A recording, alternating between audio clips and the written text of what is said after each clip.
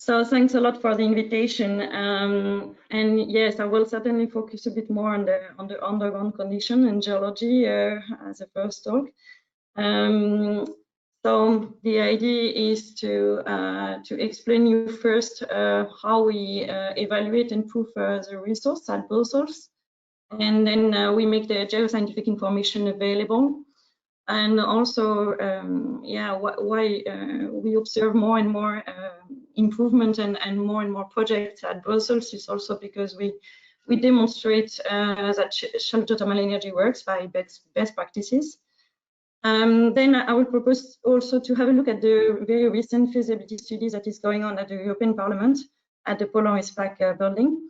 And then I will just mention some policy and market context. So first of all, the resource evaluation. Even if shallow geothermal energy can be installed everywhere through various applications, the underground characteristics have to really be taken into account to allow a proper design. We observe in the past that most of a certain amount of projects are sometimes overestimated or underestimated. So that makes a not very good image of shallow geothermal system. So it's really important. It was the first step for us at Brussels is to really look at the resource, at the underground condition. So that's why several past and still ongoing project, research project funded mainly by Europe, by federal funds or even regional funds, demonstrate that the Brussels subsurface geothermal potential is there. So in a nutshell, I would like to talk about what is below our feet at Brussels. So there is two main domains. The first one is the Paleogene cover. When you look at the geological map of Brussels here on the right, you can see that we have these beautiful colors, but they are all belonging to the same tertiary sediments. It's mainly an alternation of sand and clay, so it's, I would say, soft rocks. And if we take, if we go a bit deeper, if we take a cross section here in this part from west to east of Brussels, then you can see that on the hills there is, these sediments, subsediments can be very thick until the gray zone here, but on the valley they can be also very thin. So meaning that here we have only 30-40 meters of this subsediment. And during a lot of years, shallow geothermal installations were only installed in these soft layers. So 1/3 of Brussels was less excluded from shallow geothermal energy because drilling in this gray zone was not considered as an option. So this gray zone is the second domain, is a Brabant Massif. It's a Paleozoic basement with hard rocks that you can see here on the left. Whoops, sorry.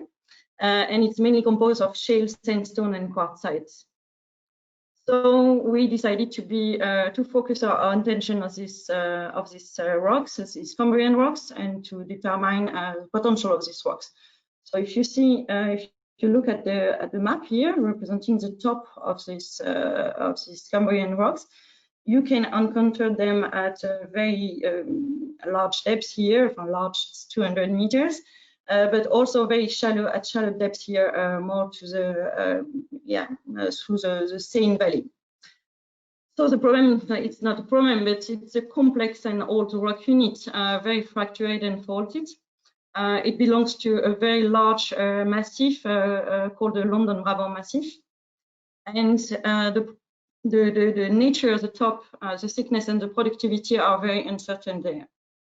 But we observed the last years that 87% of the project there had a very important flow rate. We know that the thermal properties are very high in that kind of rocks. So a lot of research and development activities to really increase our geological knowledge was launched to assess this resource.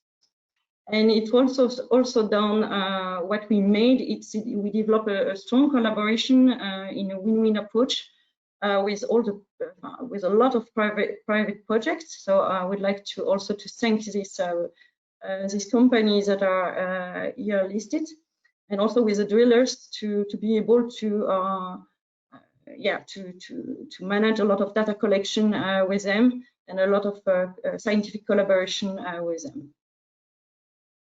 So we also wonder, yeah, by exploring this unknown reservoir, if it encourages private investor interest.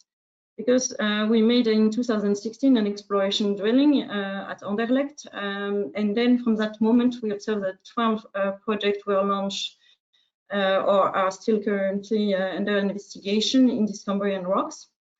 And we communicate a lot about the successful results of this exploration borehole through media conferences and so on.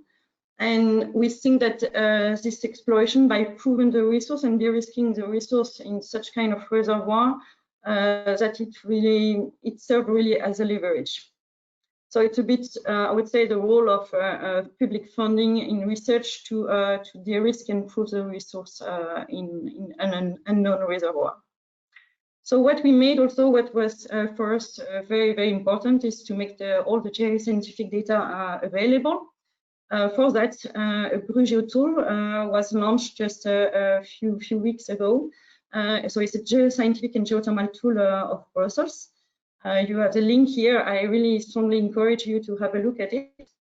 It was developed by Brussels Environment and also the BRUGEO team. And it's for experts, project managers, but also citizens that are just curious to know a bit more about what is below their feet.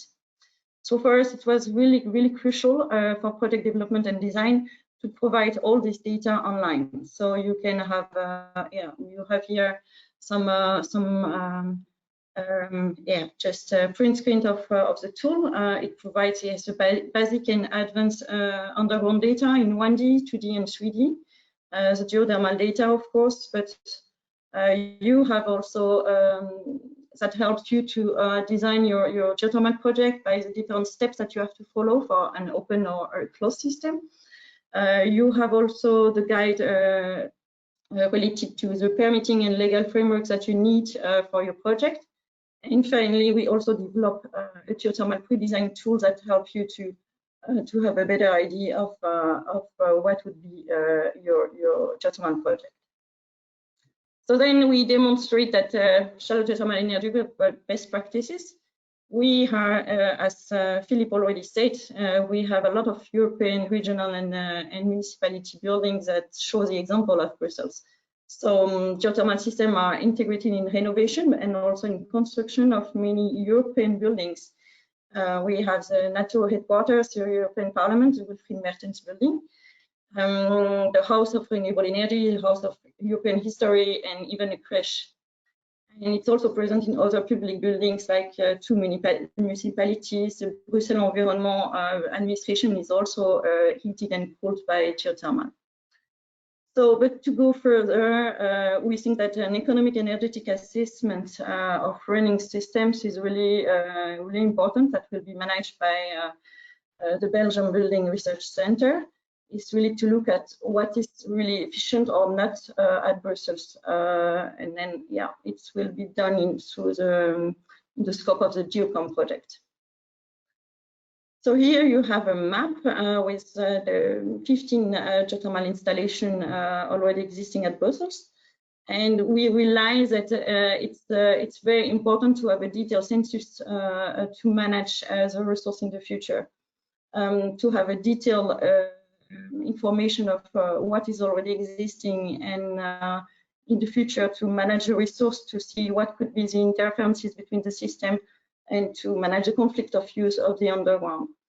So we saw that the public buildings are more and more active in the transition toward green energy.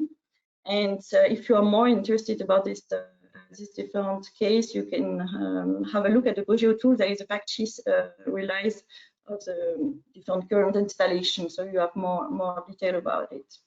So just to come back to the Cambrian basement, so the Wilfried Mertens building was the first one to use closed system in such kind of reservoir, and very recently the first open system was launched at Tourret Taxi in Gare Maritime in the Cambrian basement.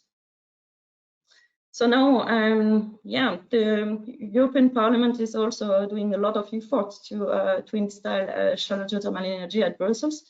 And there is a new exploration phase launched just 2 days ago. So it's coordinated by the Louis de Waal enterprise. There is a feasibility survey that will allow to determine the local geothermal potential there. So 3 exploration drilling will be performed.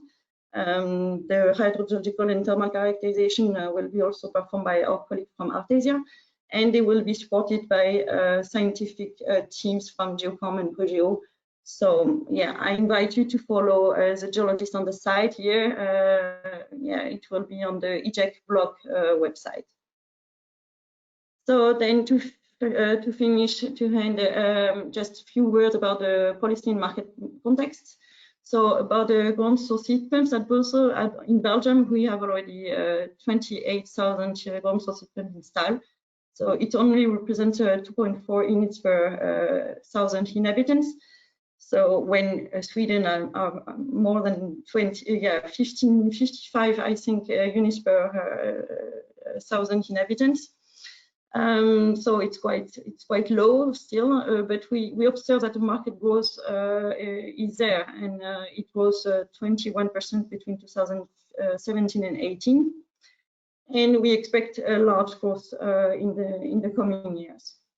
So about the legal framework, Brussels Environment just revised the water legislation, including open systems. So that's a really good step also to regulate the use of such kind of system.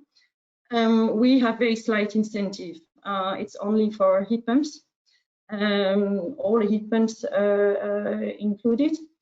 But we saw that the stimulation of the building sector in the use of renewable energy systems. For example, at Brussels, the passive construction has been mandatory since 2015.